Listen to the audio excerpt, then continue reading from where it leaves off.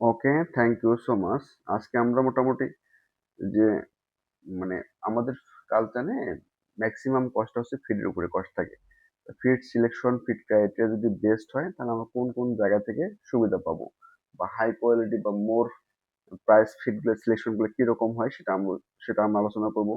আমাদের কাছে মনে হয় যে লো প্রাইস ফিডের মধ্যে মনে হচ্ছে যে এটা লাভ বেশি, প্রোডাকশন কস্ট হয় কম হয়। তো এটা আসলে একদম রং আইডিয়া।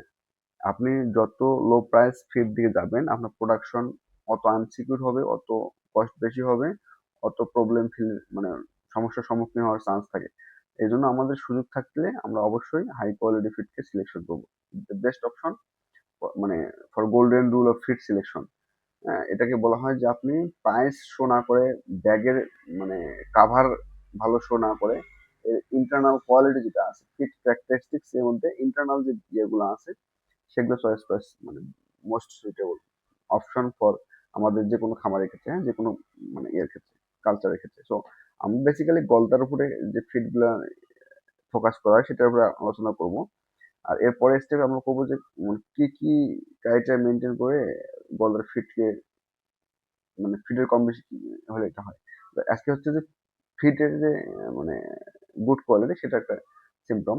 সেটা হচ্ছে যে প্রথমে আমরা যে যে দেখবো সেটা হচ্ছে যে ভালো ফিডের ক্ষেত্রে যে ফিড কনভার্সন রেশিও, যেক্ষেত্রে আমাদের হাই কোয়ালিটি ফিড যেগুলো সেটা এফসিআর কম হবে, যে লো কোয়ালিটি এফসিআর বেশি হবে। আমাদের গলদা ক্ষেত্রে স্ট্যান্ডার্ড হচ্ছে 1.5, হ্যাঁ। তাহলে ওই আরেকটা হচ্ছে অর্থাৎ হচ্ছে 1 কেজি মাছ গলদা উৎপাদন করতে 1.5 কেজি ফিড লাগে, এটা খুব ভালো।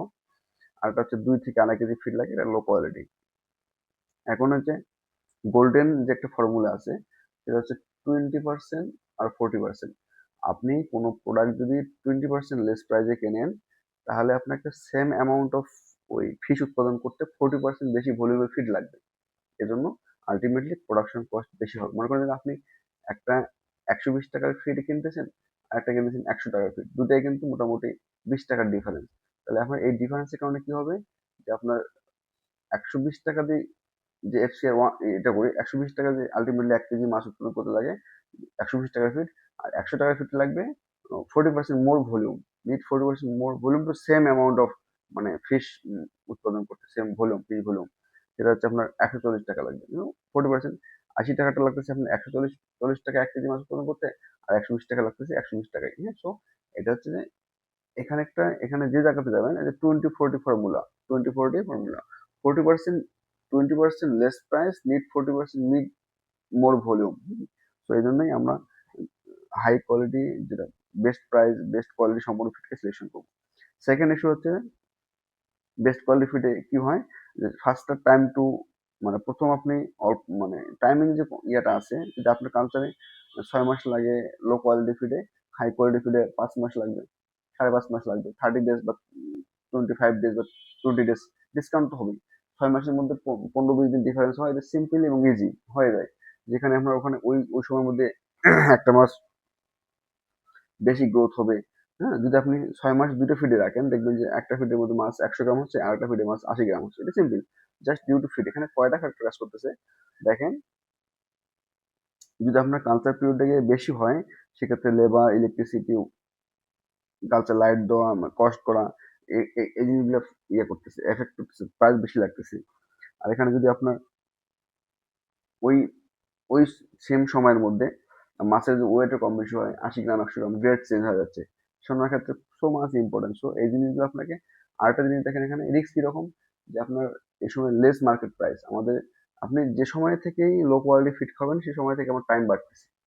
টাইম বাড়ার কারণে আপনি এই প্রবলেমগুলো পড়বেন। একটা হচ্ছে মার্কেট প্রাইসে প্রবলেম পড়বেন, ফ্লাড এফেক্টের প্রবলেম, ফ্লাডের প্রবলেমে পড়বেন, এবং আমার কালচার যত লো কোয়ালিটির দিকে যাবেন তত আপনার রিস্কের দিকে পড়তেছে। শুধু গলদা চাষের ক্ষেত্রে এতে কোনো সন্দেহ নাই, মানে জাস্ট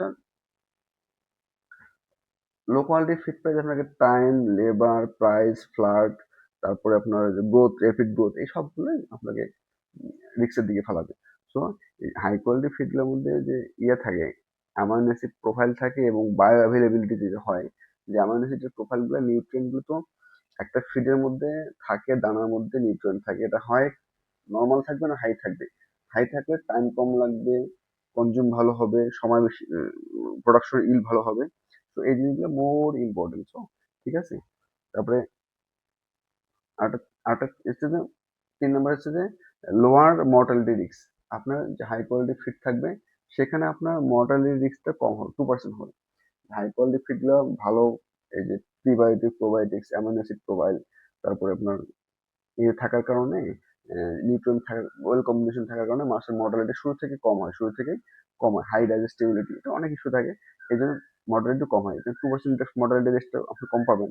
আর এটা হচ্ছে ফিড কোয়ালিটির কারণে, যে হাই কোয়ালিটি ফিডগুলো হচ্ছে কি, যে নিউট্রিয়েন্ট ইন্টিগ্রিটি, তারপর আপনার যে পিলেট কোয়ালিটি, প্যালাটেবিলিটি, হ্যাঁ, এই জিনিসগুলো থাকলে আপনার মাছের খাওয়ার আগ্রহ, সময়, তারপর নিউট্রিয়েন্ট, এই জিনিসগুলো খুব ভালো হয়। আপনি একটা ফিট 30 মিনিটস থাকবে নাকি 2 আওয়ার্স থাকবে, এটা অনলি ডিপেন্ড করে ফিট কোয়ালিটি, মানে ইয়ের উপর, কম্বিনেশনের উপর। ভালো মানের প্লেট ব্যবহার করা হয় বা ইন্টার ব্যবহার করা হয়, সে 2 ঘন্টা অনায়াসে থাকে।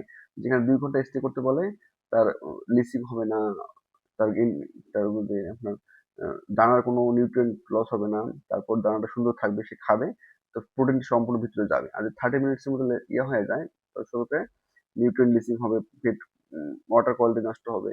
তো সব দিক থেকে আমরা মোটামুটি যে একটা ভালো প্রফিট পাওয়ার সম্ভাবনা থাকে, মাছের গ্রোথ পাওয়ার সম্ভাবনা থাকে, সেটা আস্তে আস্তে কমে যাবে। সো এই জিনিসগুলা পুরো অফার হচ্ছে ইল্ড অফ প্রোডাকশন। শেষমেশ কি হবে, যে আমাদের যে আলটিমেট প্রোডাকশন থাকে, যেখানে 100 কেজি হওয়া কথা সেখানে 50 কেজি হবে, যেখানে 500 কেজি হওয়া কথা সেখানে 300 কেজি হবে।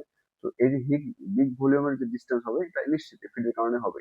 তো এখানে আমরা যেটা চাষ করতেছি, মানে সোনা, গোল্ডেন হোয়াইট গোল্ড। সো এখানে ক্ষেত্রে একমাত্র একমাত্র আমাদের সুবিধা হচ্ছে যে এটাকে ফিডে দো করে চিরার, 20 টাকা 30 টাকা পার কেজিতে ডিফারেন্স হওয়া নো ফ্যাক্ট। ফ্যাক্ট হচ্ছে যে ওজনে কমে হওয়া, মর্টালিটি বেশি হওয়া, ফ্লাডে রিস্কে পড়া, তারপর আপনার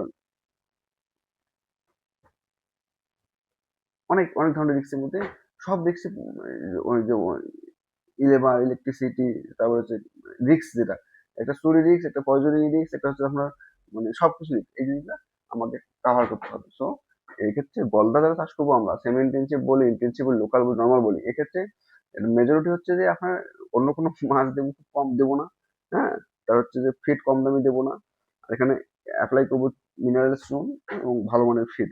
এই জিনিসগুলো করলে আমাদের সোনার চাষে কখনোই মানে পিছনে তাকানোর সুযোগ নেই। সো আমরা খুবভাবে ইম্পর্টেন্ট ইয়ে করতেছি যে গলদা চাষের ক্ষেত্রে ভালো কোয়ালিটির ফিড।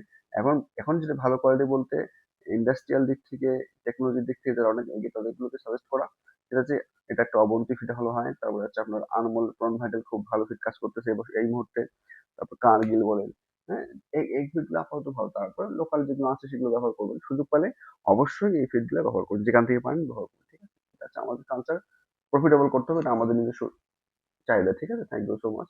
তোমরা উপরোক্ত কারণগুলোর কারণে আমার ভালো মনে ফিড ব্যবহার করো। কারণগুলো আরেকবার বলি, সেটা হচ্ছে ফিড কনভার্সন রেশিও, মার্কেট প্রাইসে সামনের দিকে যাবে, 1 মাস আগেই যাবে, মর্টালিটি রিস্ক আছে, তারপরে ওয়াটার কোয়ালিটির কারণে একটা হবে, ভালো হবে, ওয়াটার কোয়ালিটি ভালো থাকবে, তারপরে আপনার ফিড ওয়াস্ট হবে না, আলটিমেটলি আপনার প্রোডাকশন, ফিড প্রোডাকশন বেশি হবে, ঠিক আছে, মানে চিংড়ি প্রোডাকশন বেশি হবে, ঠিক আছে। ওকে, থ্যাংক ইউ।